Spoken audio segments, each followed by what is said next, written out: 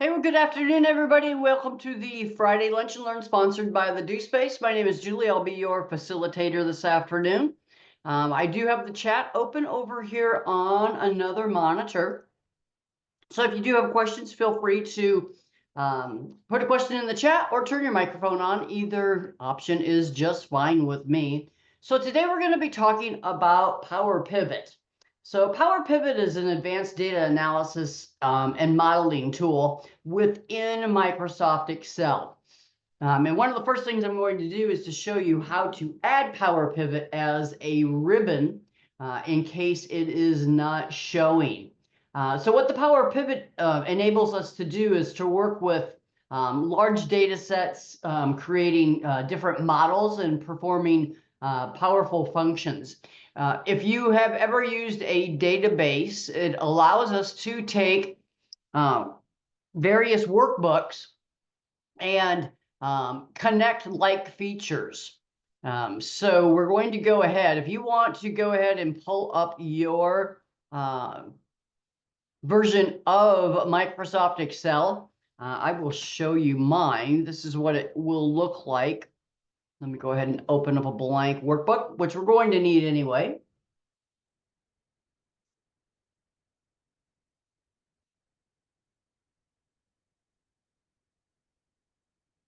So you should have this PowerPivot ribbon available to you. In order to bring that up, if you wanted to follow along with me, I did send out an email about an hour and a half ago with the files. What you're going to want to do is, let me go ahead and split my screen here and I'll walk you through this.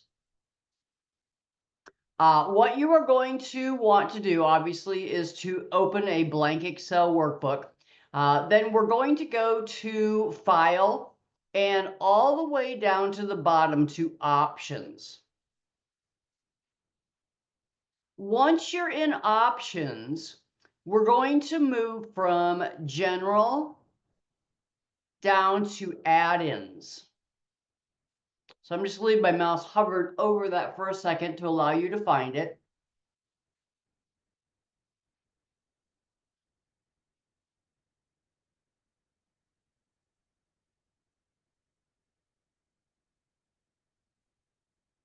When you click on Add-ins, we're going to come down here to the bottom, and where it says Manage, you want to make sure that the drop down says COM Add-ins.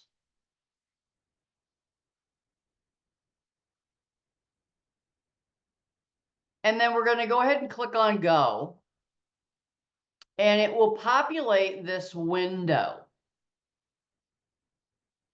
And what you're looking for is the Microsoft PowerPivot for Excel. So put a check mark in that.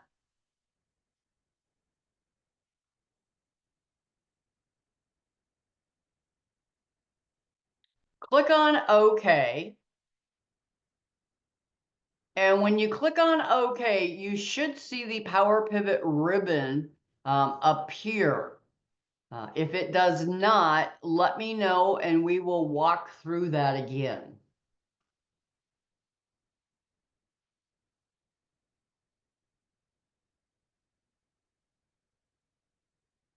All right, awesome, Tony.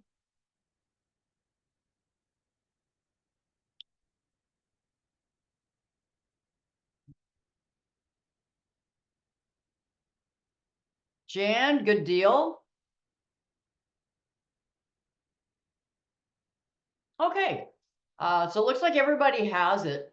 Like I said a little while ago, I sent you 3 files. Before we get started, I do want to go in and just take a look at those files. The files are cookie types, customers, and orders. So I'm just going to go ahead and open up each one of these. You can either follow along on my monitor, or you can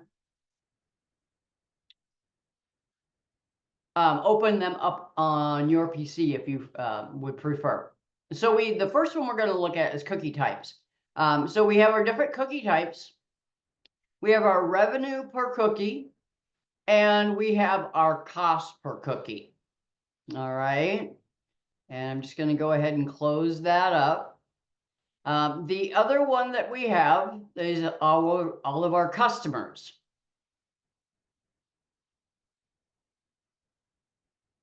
So in our customers, we have our customer ID, the name of our customers, their phone number, their address, city, state, zip code, the country, and some notes about each one of our customers.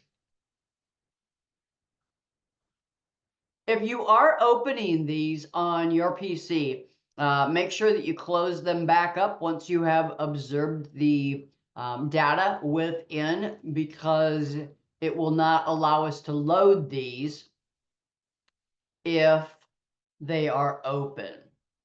And then in orders, we have the customer ID. So there was a customer ID in the customers workbook, and there's a customer ID in the orders as well. We have an order ID. We have our various products. Now, note that in the cookie types, the label for that was cookie types.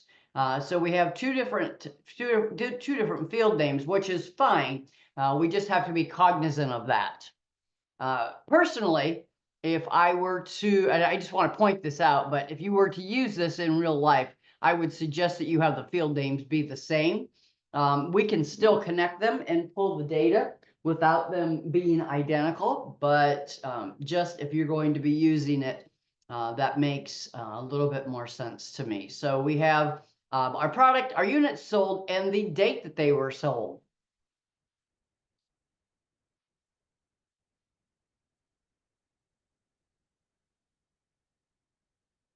Oh, I wanted to show you one other thing. Let me go back to this one on the orders.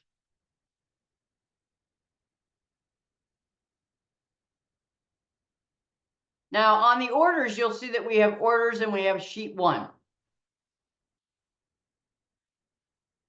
which is fine. But I'm just pointing that out because the other two files only had one worksheet in the workbook. When we go to utilize PowerPivot and to load these, it's going to say which one do you want to load, the orders or the sheet 1. We are going to want to load orders, but we'll be doing that together. All right. So what we're going to want to do is just to open a blank Excel workbook.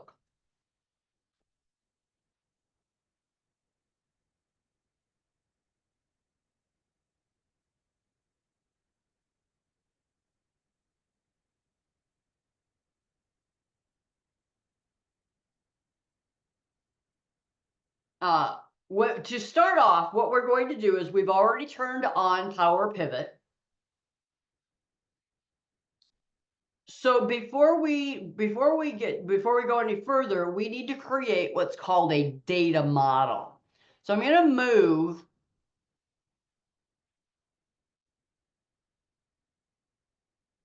over to PowerPivot.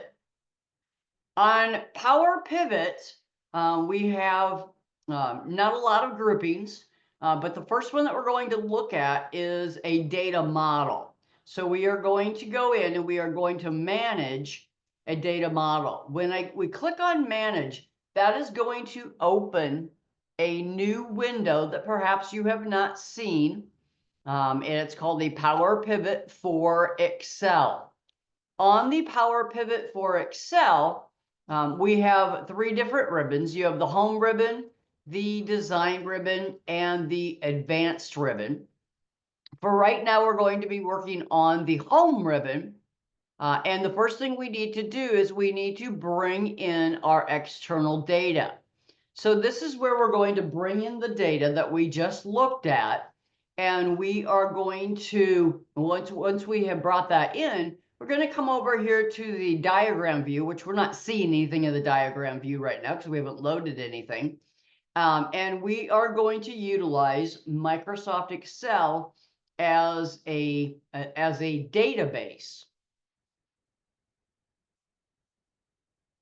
making connections between those three workbooks. So underneath Get External Data, you're going to want to click on From Other Sources. And what this does is it brings up this window, which is a table import wizard. And if we scroll almost all the way to the bottom, or I guess it is at the bottom, that's where you're going to find your Excel file that you can import. So there's all kinds of different file types that you can bring in. The one that we're looking for is the Excel file to import data from an Excel file, just like it says below that.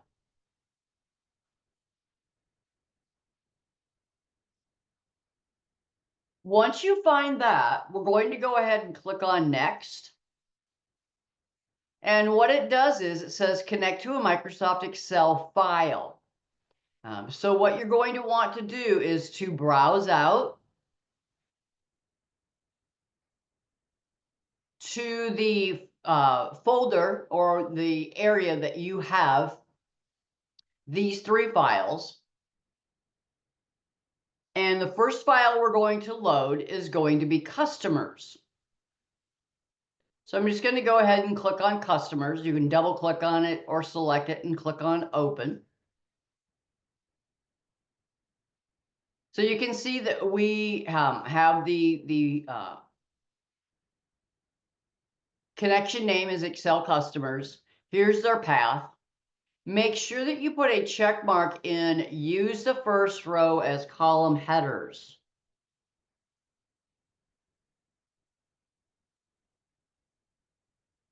Then we're going to click on next. We can go ahead and preview just to see what we have here. And it looks exactly like what we were looking at earlier. Here's our data, our customer ID, our customers, their phone numbers, address, city, state, zip, and a few notes. So everything looks good. We're just going to go ahead and click on OK. And we're going to click on Finish.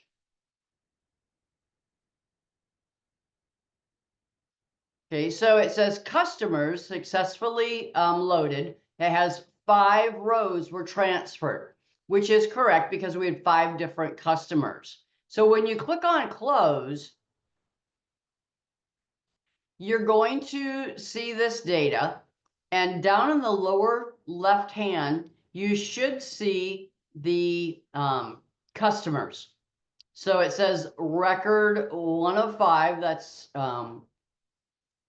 what we're on. If I click through this, it says 4 of 5, 5 of 5, and so on. So just be cognizant, make sure that that customers is down there. We're going to go through those same steps, almost the same steps, 2 more times because we need to load the orders and the cookie types. So I'm going to come back up to From Other Sources. I'm going to scroll down to Excel file, click on Next. We're going to browse out, and we're going to load orders. Again, and I'm not sure why that the PowerPivot doesn't default to having the check mark in the use the first row as column headers, but it does not. So we'll have to make sure that we put a check mark in there. Go ahead. Go ahead and click on Next. Now, this is what I was talking about earlier, where it's showing the 2 worksheets. Make sure that you put the check mark in orders only.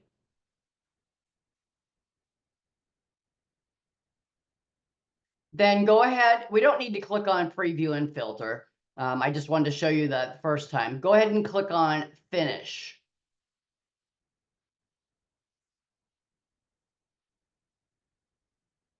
and close.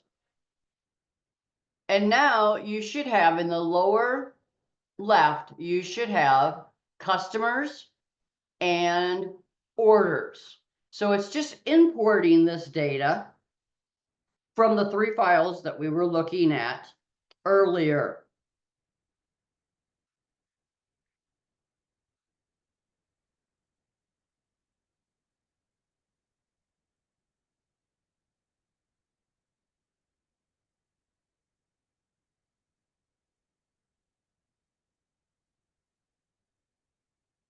Then we're going to go back up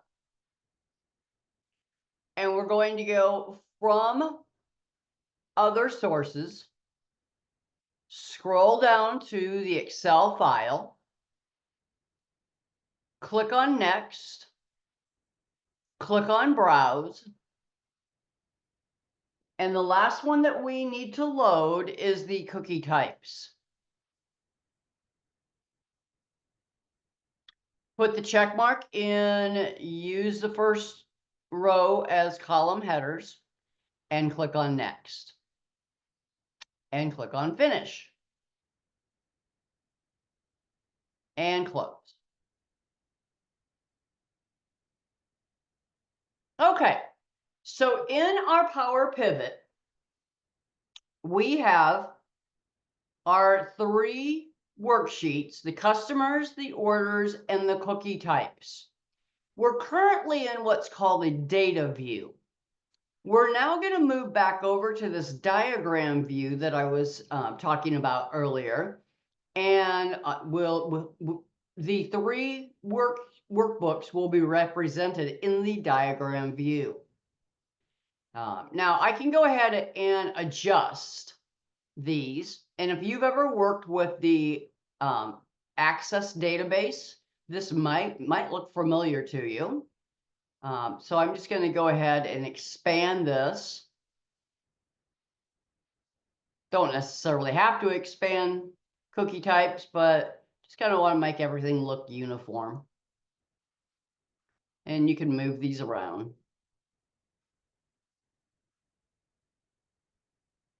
Okay. So what we have here are our 3 workbooks, customers, orders, and cookie types. And it is giving us the fields of each one.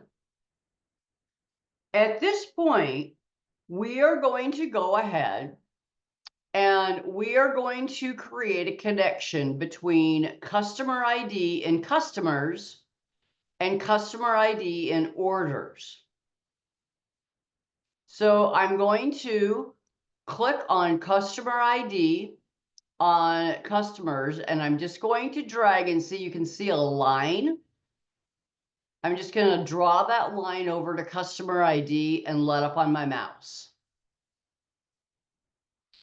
Now, when you let up on your mouse, you should see a little squiggly line that says 1 on the side of the customers and a star on the side where it says orders.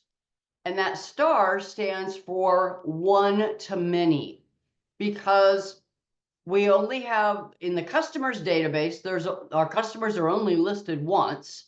So they each have a unique customer ID, but they have placed multiple orders. So in the orders, it is matching the customer ID multiple times. So that's why it's 1 too many. Just making sure nobody has any questions.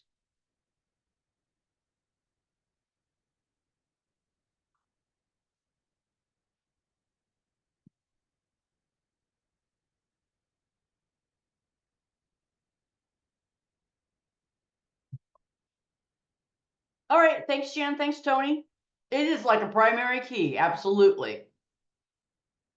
Yes, and I'm not, I'll take your word for it. I'm not real familiar with SQL, so I'll take your word for it's a foreign key, but that makes sense. Then we're going to come over to cookie types.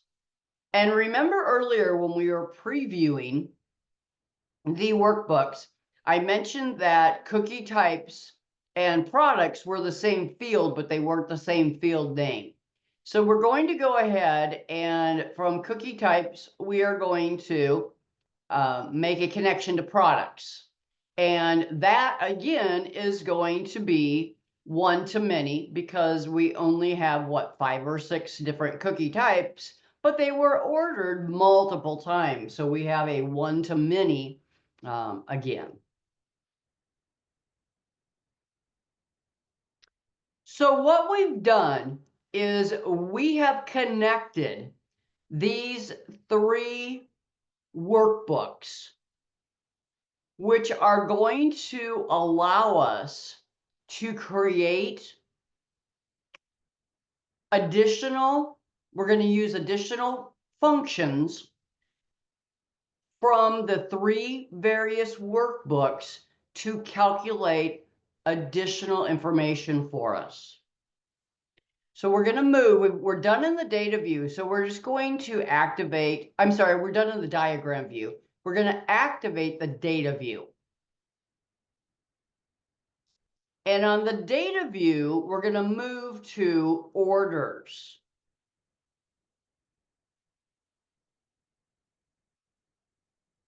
So on orders, you have your customer ID, your order ID, your product, your units sold, and the date.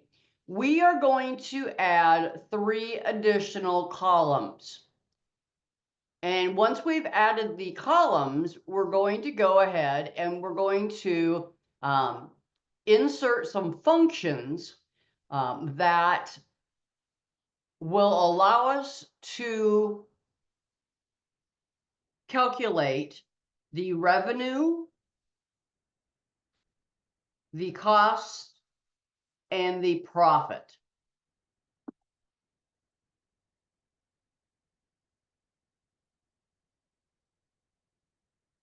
And sometimes, and maybe it's just me, I had a little bit of a hard time getting into edit the add column name. So it seemed to work okay for me this time. But if you're struggling with it a little bit, note that I have struggled with it a little bit in the past as well. So we have revenue,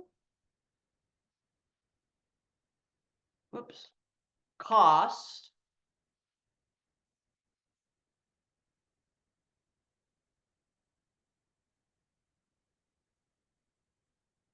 and we want profit.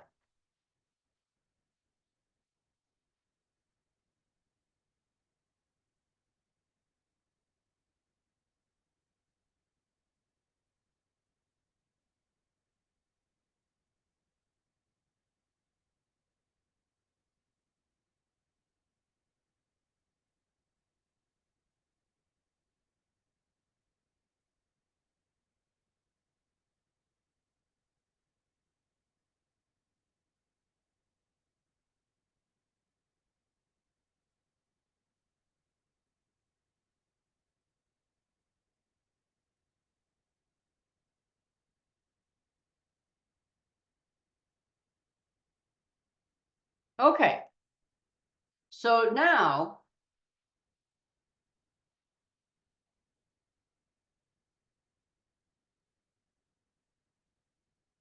the next thing that we are going to do is we are going to utilize a function called related.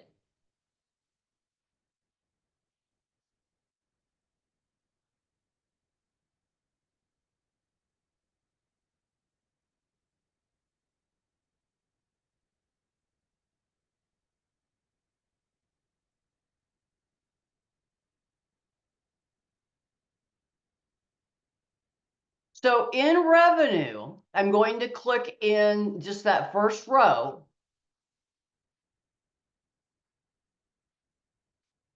And we're going to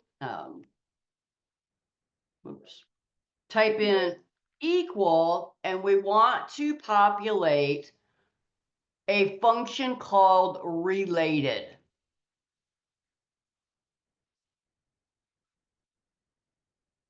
So when you type in equal related, it gives you, you can see that it gives you information from cookie types and customers. So what we need to do to calculate the revenue is we're looking for the worksheet cookie types and the revenue per cookie.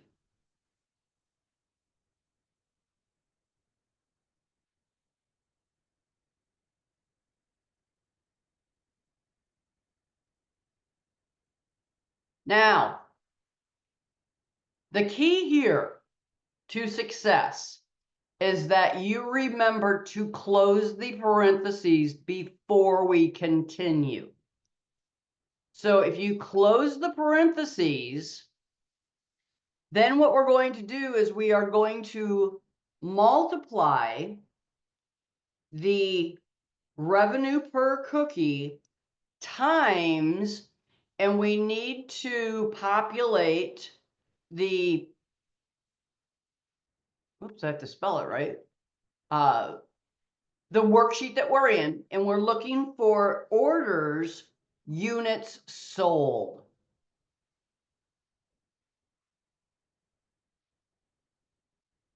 When you hit the enter key, it will automatically populate the revenue down to line 31.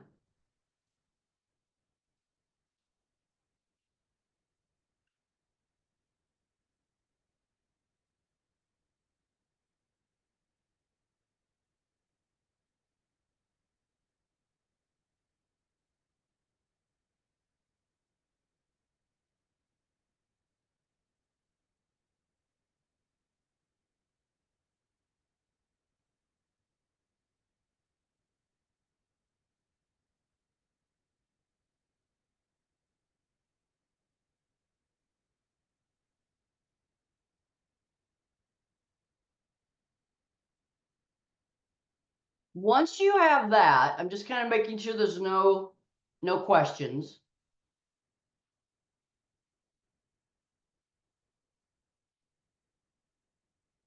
We're then going to go over to the next column, and we are going to calculate the cost.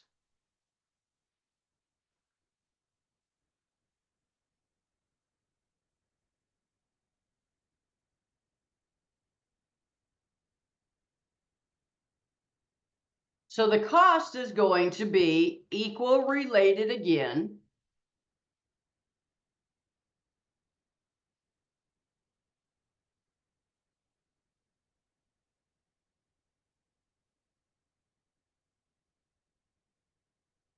And this is going to be, we're looking for the cookie type, cost per cookie,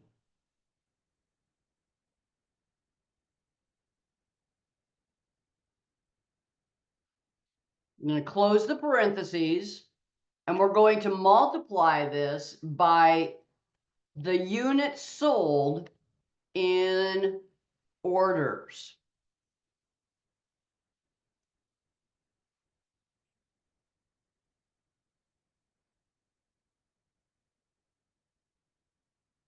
And again, it should populate the cost all the way down to line 31.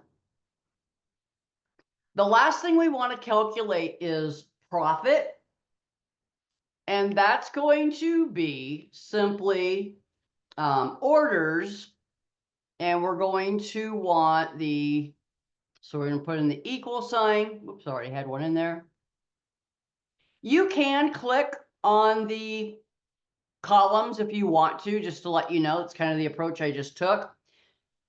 So we have revenue minus the cost.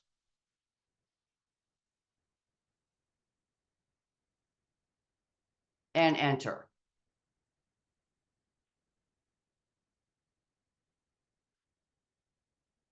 So again, just to let you know, The parentheses, that if you do not close these, I'm just going to show you what happens if I take these parentheses out.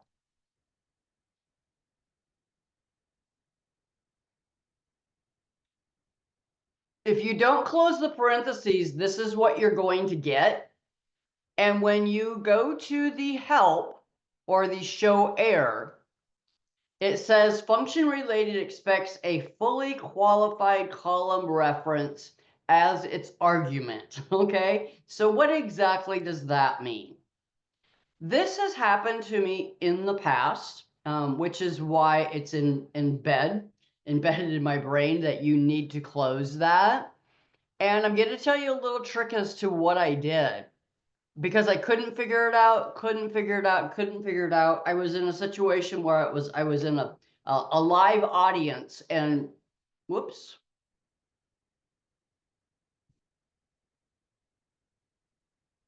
Oh, I put it in the wrong spot.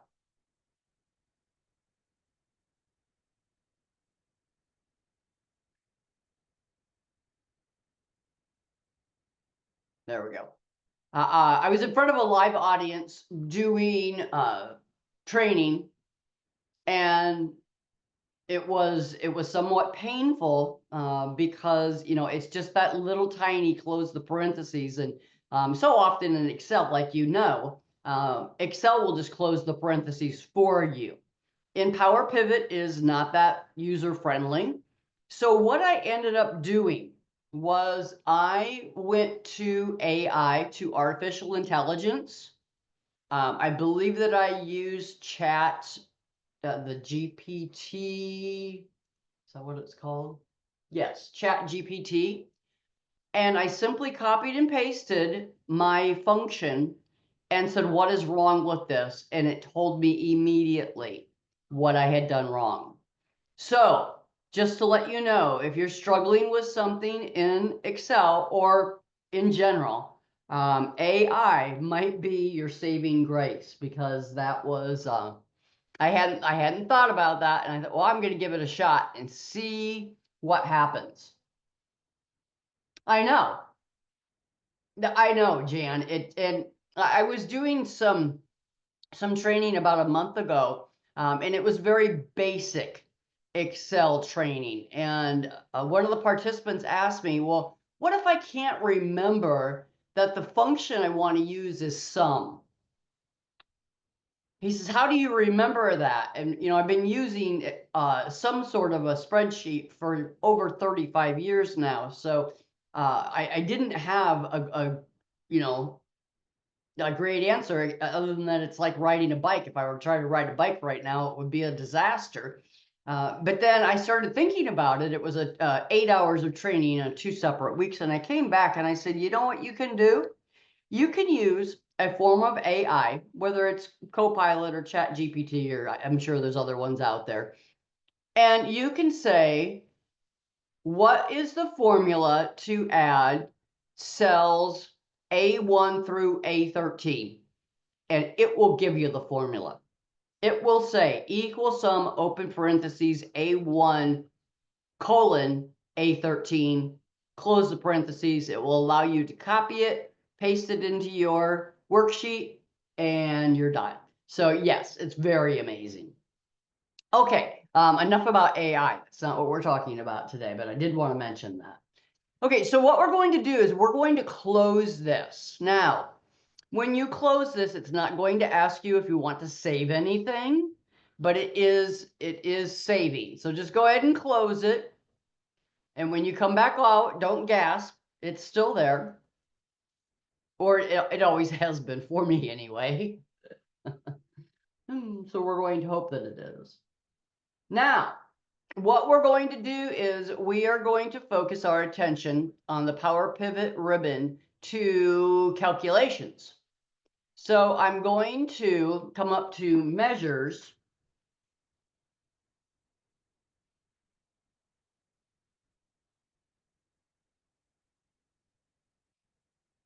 And I'm going to say that I want a new measure.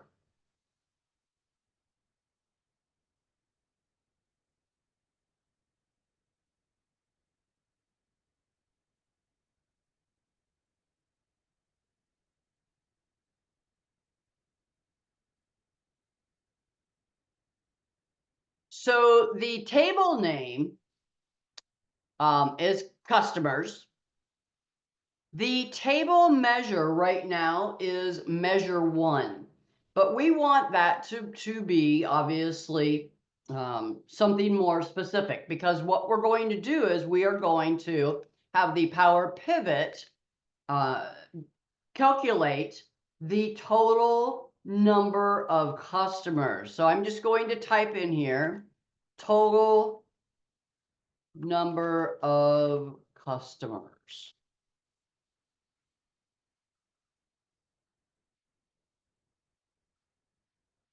Then I'm going to come down where underneath where it says formula. And we're going to say equal, which the equal sign is already in there. And another new function that perhaps you have not used is distinct count. So we want to use the function distinct count. And we want a distinct count of the customer IDs.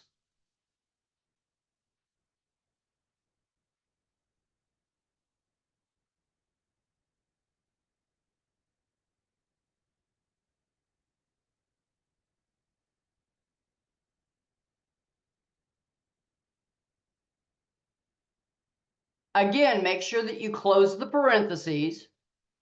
I clicked on check formula before I closed the parentheses, and it told me that the expression was incomplete. I'm going to go ahead and check the formula again, and now it tells me that there's no errors in the formula. Okay, so now the next thing we're going to do for this particular measure is we are going to tell it that we want it to be a number with 0 decimals.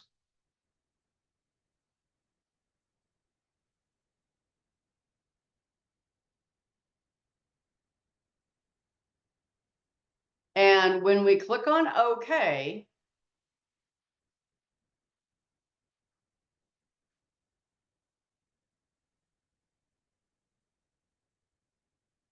we're not going to see anything happen.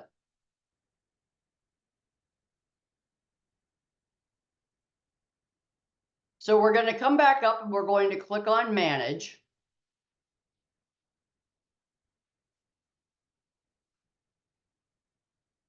And we're going to move over to the Customers worksheet. Now you might have to expand this out a little bit.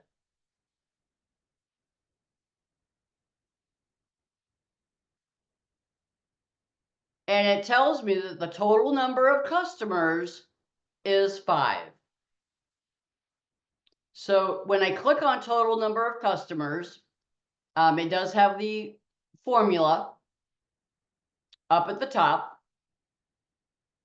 allowing me to see that.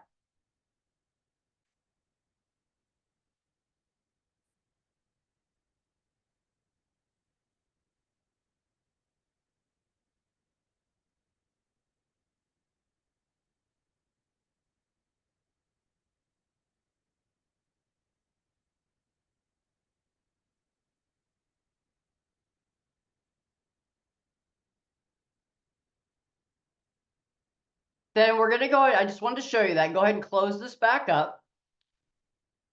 We're going to go back up to new measure.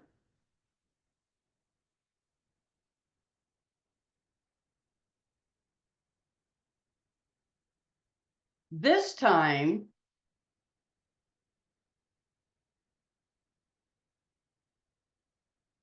we want the table name to be orders. And the measure name is going to be total profit.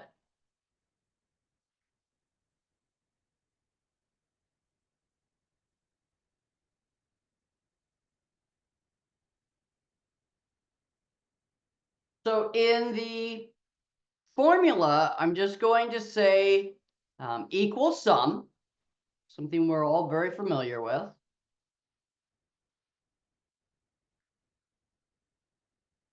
And we want orders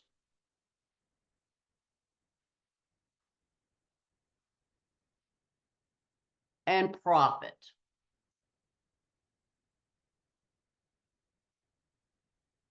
Make sure you close the parentheses. Let's just check the formula. We are good.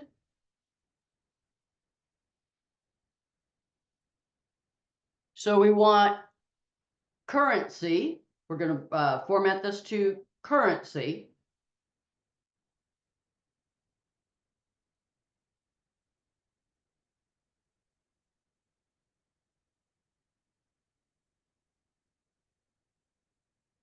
And click on OK. Now when we go back into manage,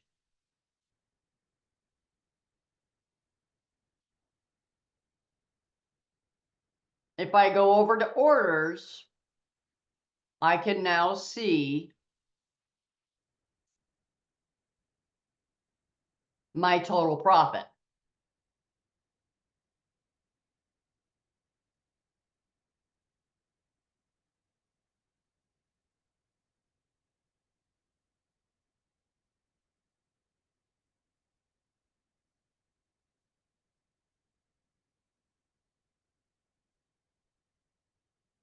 Now we can also, if I come back over to customers,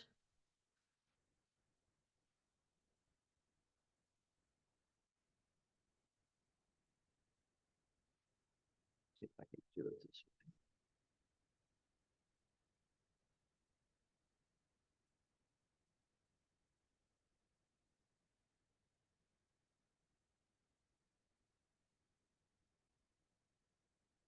No.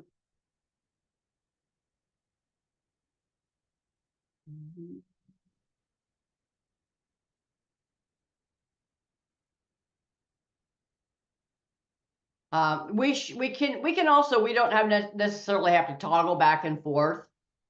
We could have put this in the PowerPivot.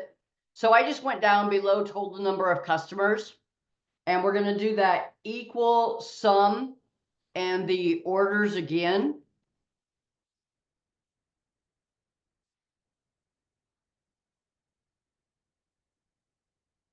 And the profit, and I'm going to close my parentheses and hit the enter key. Now it does say measure 1 in there, so we can go ahead and change that measure 1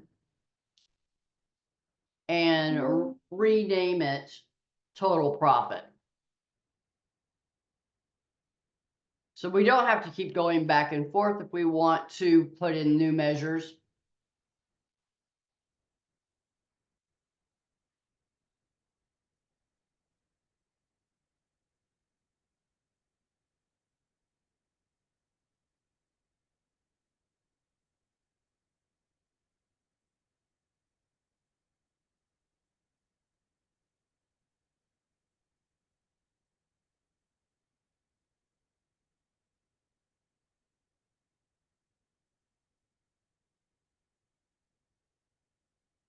No, I don't want to do that. Why isn't it letting me change?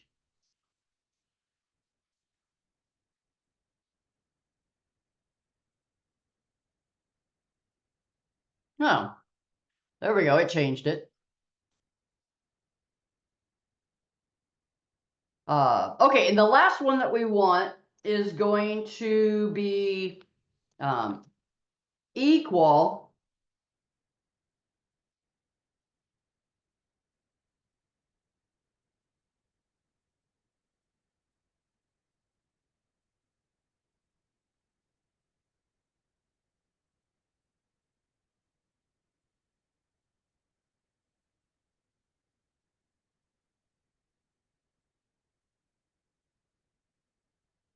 and we want total profit divided by total number of customers.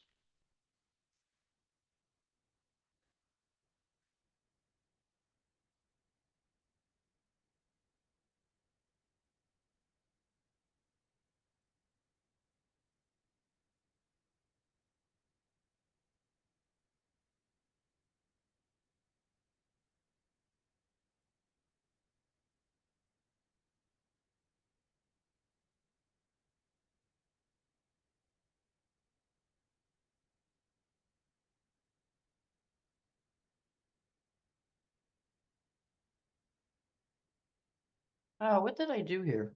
Let's delete that.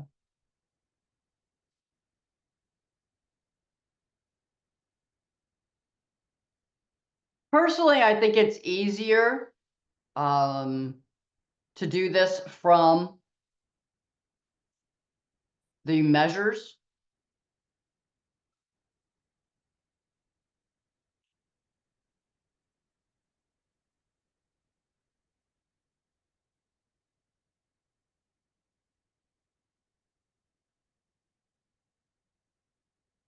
So I've got,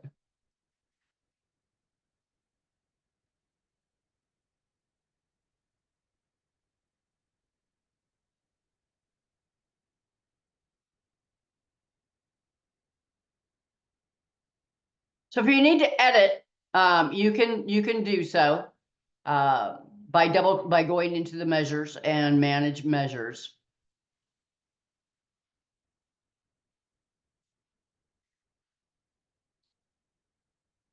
And then I need to change this measure name.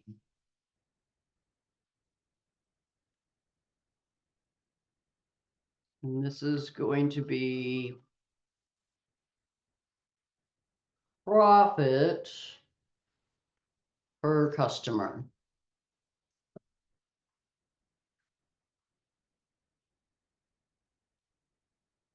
Okay, now.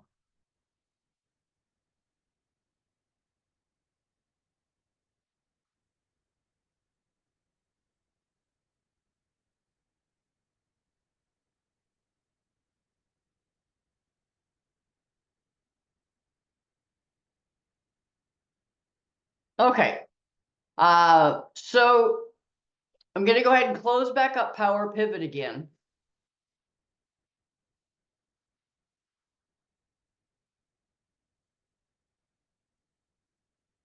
And now what we can do is we can insert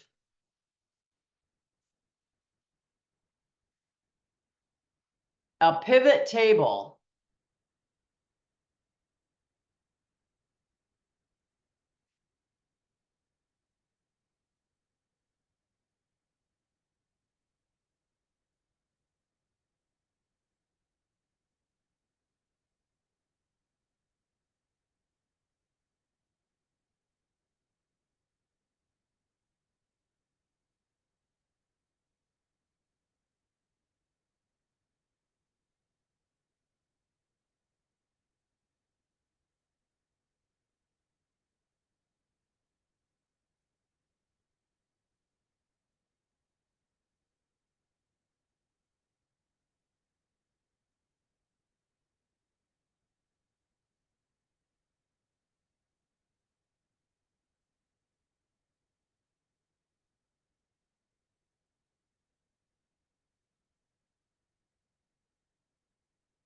So when I go back over to insert, why am I not getting what I'm seeing what I need?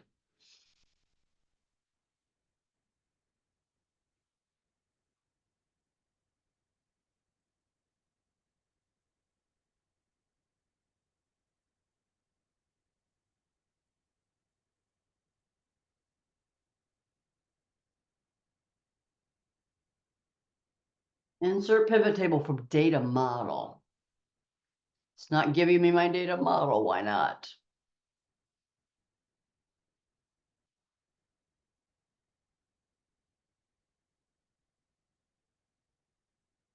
Ah, thank you.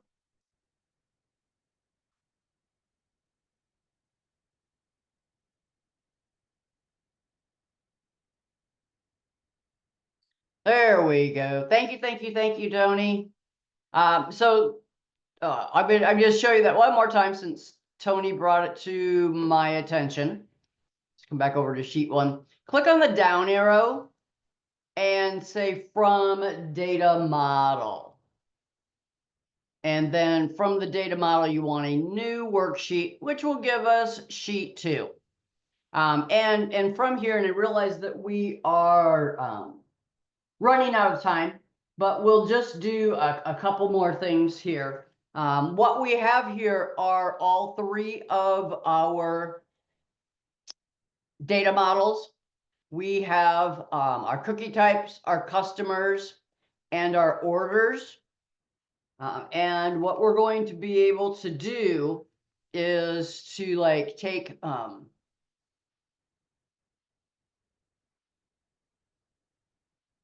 the customer name, and maybe we'll put that in rows. So that gives me my 5 customer names. And then maybe I want something from orders. And that might be values. Or I mean, excuse me, order ID.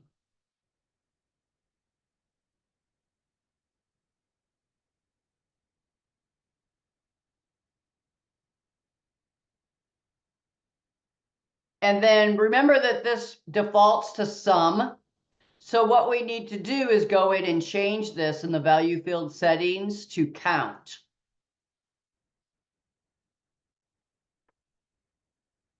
So it tells us that like ABC Groceries had 132 orders, 206, 114, 92, and 156 various orders. And then underneath customers,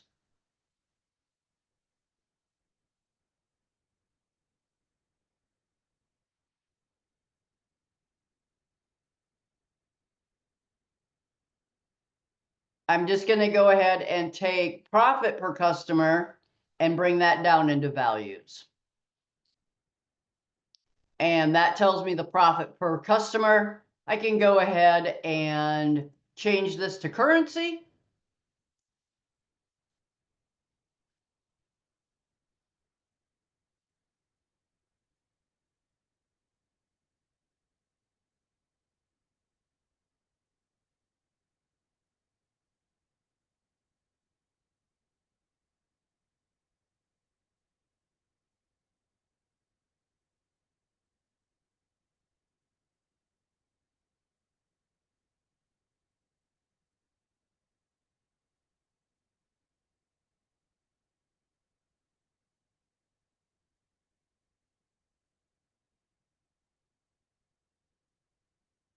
Customer.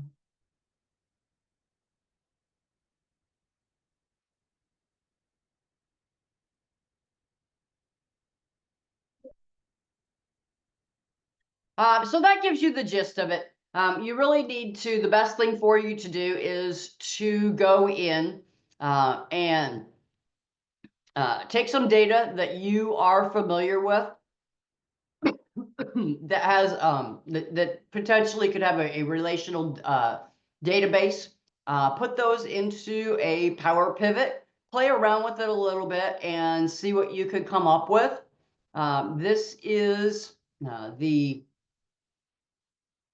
like I said, the PowerPivot. There's a few more things that we could do here, but we are running out of time.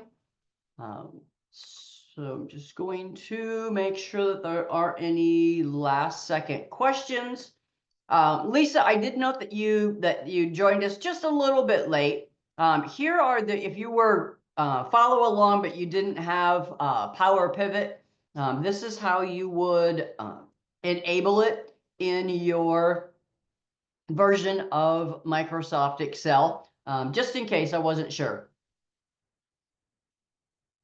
whether you had it or not. And what are we doing now? What am I doing next week?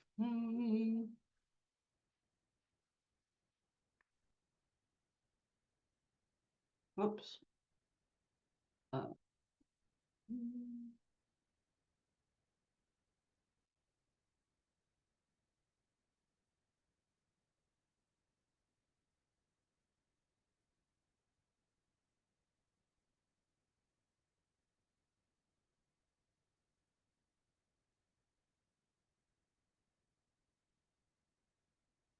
So this is the last day of February. Wow.